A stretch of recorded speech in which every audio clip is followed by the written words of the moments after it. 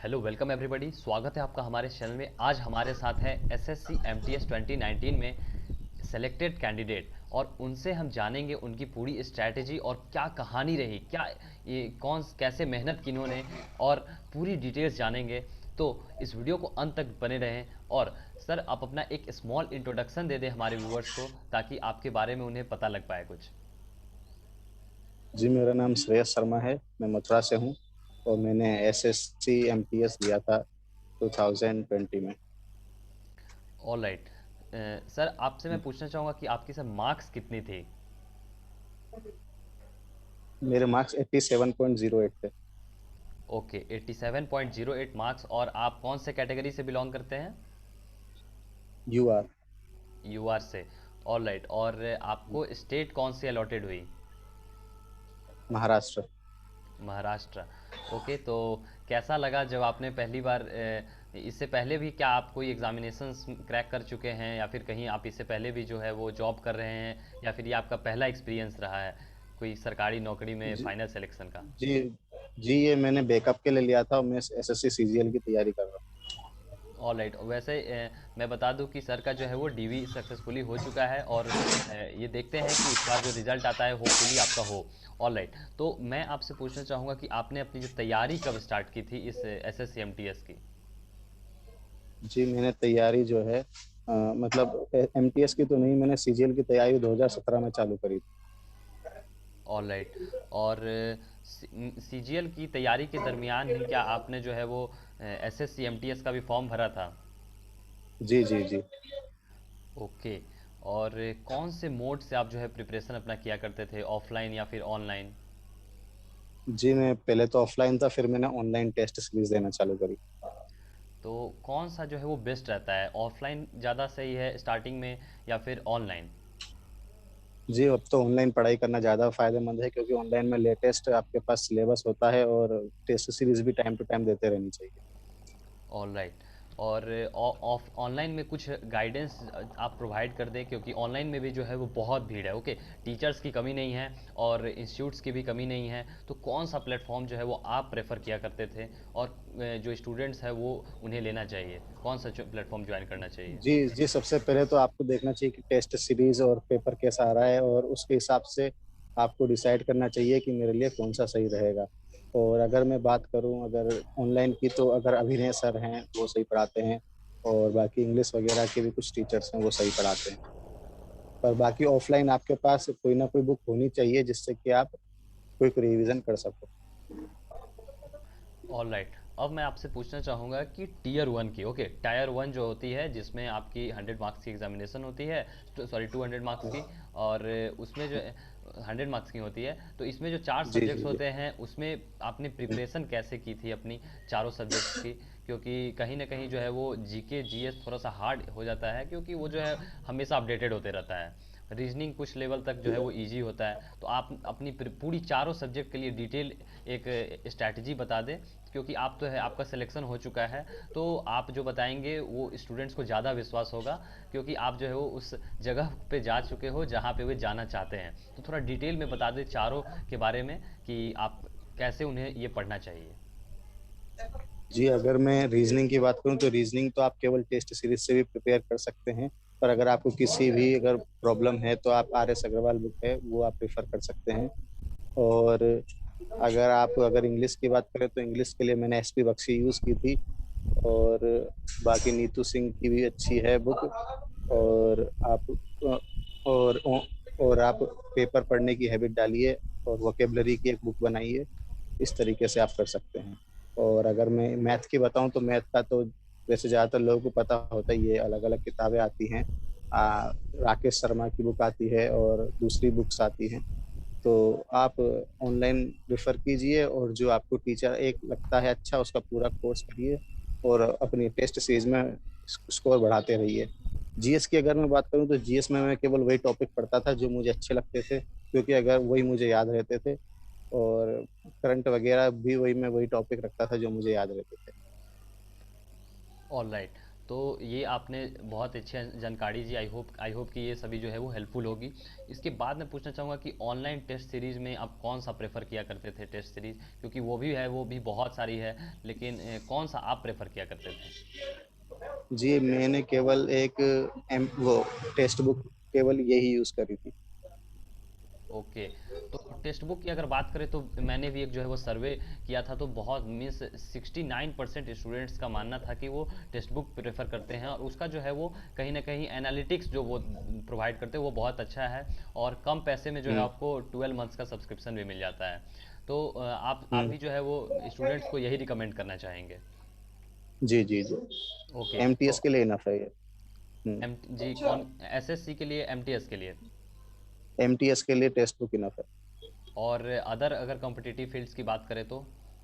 तो फिर आपको दूसरी टेस्ट सीरीज भी लेनी चाहिए साथ ही साथ, alright, means SSC M tube M की या टी फिर एस की कोई अगर भी। बात करें तो एम टी एस के लिए जो है वो text book one of the best है। आप जो है वो डिस्क्रिप्शन में हम्म। मैं सभी का लिंक्स प्रोवाइड कर दूंगा, आप वहाँ से भी जो है वो टेक्स्ट बुक जाके ले सकते हैं सब्सक्रिप्शन। उसके बाद मैं आपसे बात करना चाहूँगा कि आपने टीयर 2 की प्रिपरेशन कैसे की, क्योंकि ये जो है डिस्क्रिप्टिव पेपर है। ओके, तो डिस्क्रिप्टिव पेपर में बहुत ही रिस्की खेल हो जाता है, क्योंकि अगर आपका एक दो वर्ड भी जो है इधर उधर हो गया तो शायद यूएफएम में आपको डाल दिया जाएगा। तो डिस्क्रिप्टिव की हम्म। आपने तैयारी कैसे की? जी, अगर मैं एमटीएस की बात करूं तो डिस्क्रिप्टिव में तो केवल आपको यही ध्यान रखना है कि यूएफएम नहीं हो। बाकी तो क्वालिफाई तो सब कर ही जाते हैं, बस यूएफएम का ध्यान रखें। इसमें कोई ऐसा आपको ज्यादा सोचने की जरूरत नहीं है। आपको लेटर या एसएमएस से कुछ करना होता है, आप कुछ भी करके आइए, बस यूएफएम से बच जाइए, बस कैसे भी करके। और ये जो है, चूंकि ये जो है वो क्वालिफाइंग नेचर का भी होता है, तो इसमें आपकी मार्क्स जो है वो हम्म। ऐड नहीं होती है सीएचएसएल या फिर हम्म। सीजीएल जैसे।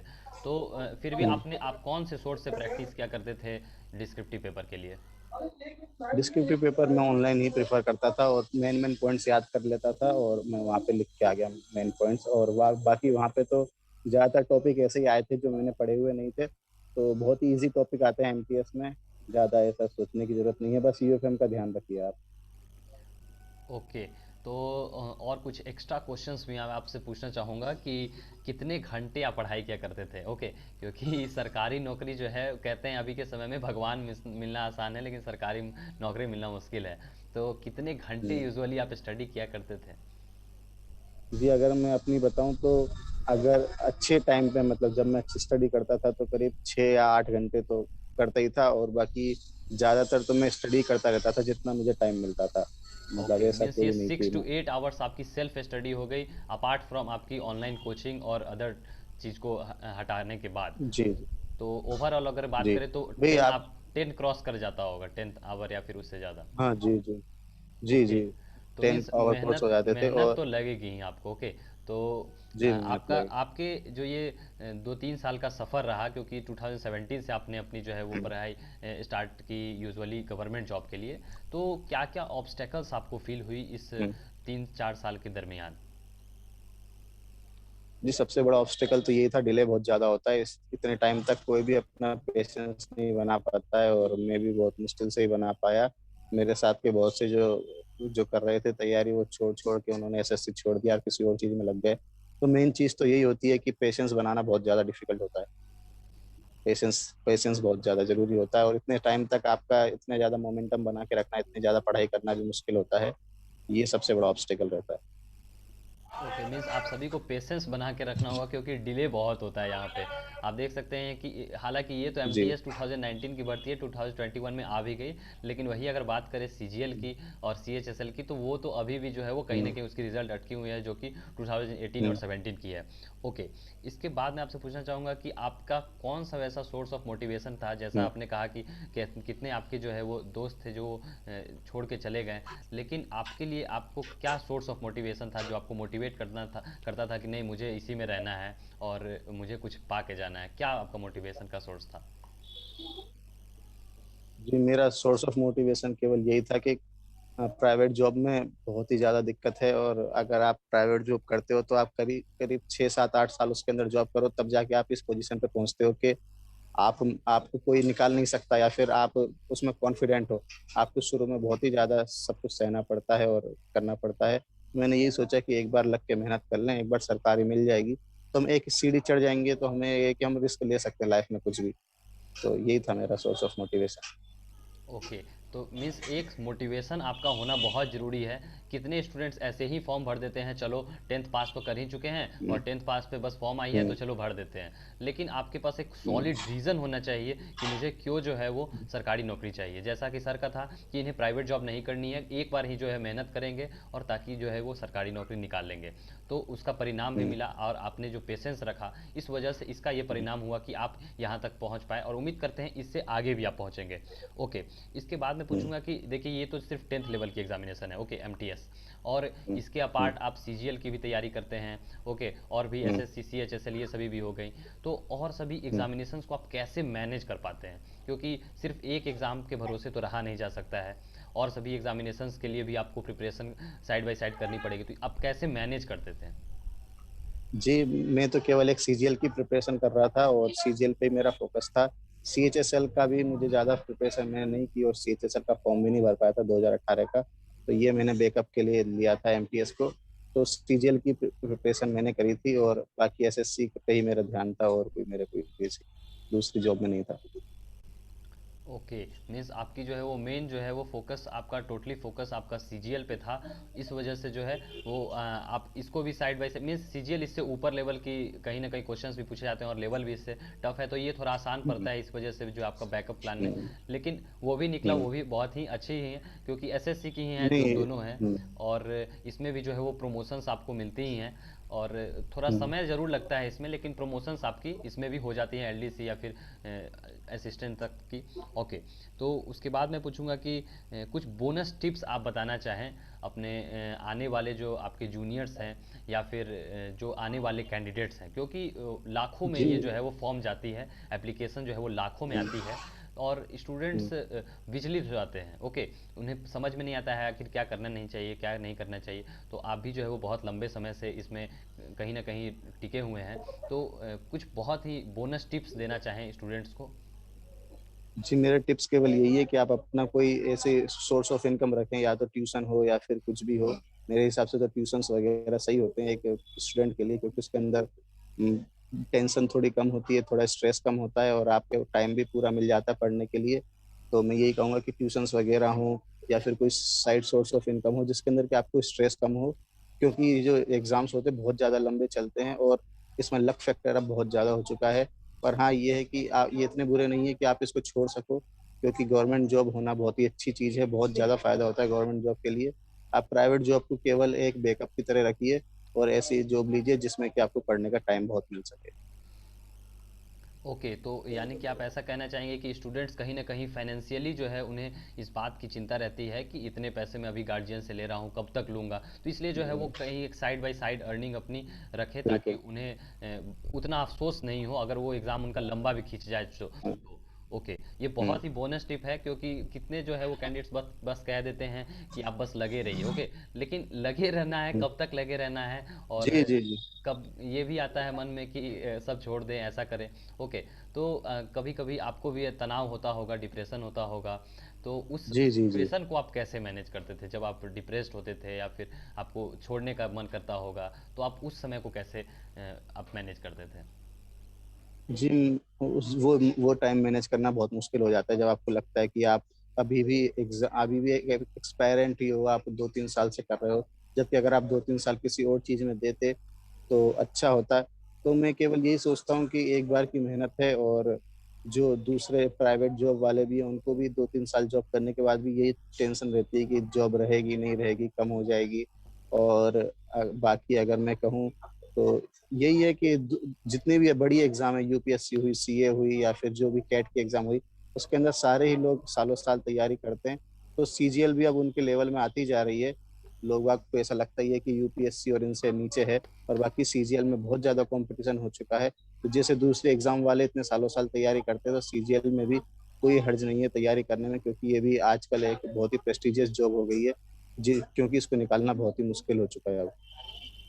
ओके, और कुछ मैं और भी कैंडिडेट्स की मैं बात करना चाहूँगा जिनका जो है बहुत मिस पॉइंट्स में जिनका मार्क्स रहता है उससे उनका जो छूट जाता है, तो बहुत अफसोस हम्म, होती है, तो उनके लिए भी आप हम्म। कुछ कहना चाहें?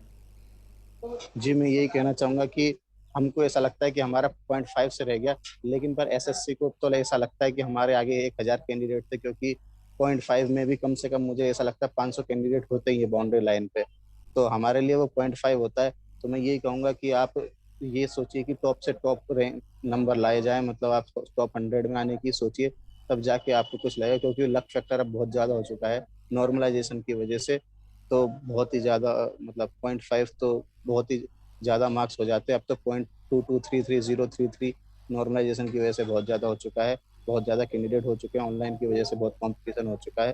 तो आपका बस यही है कि आपको बस अपनी जॉब कैसे भी करके आपको पकड़नी है, आप उसी पे ध्यान दीजिए। ओके।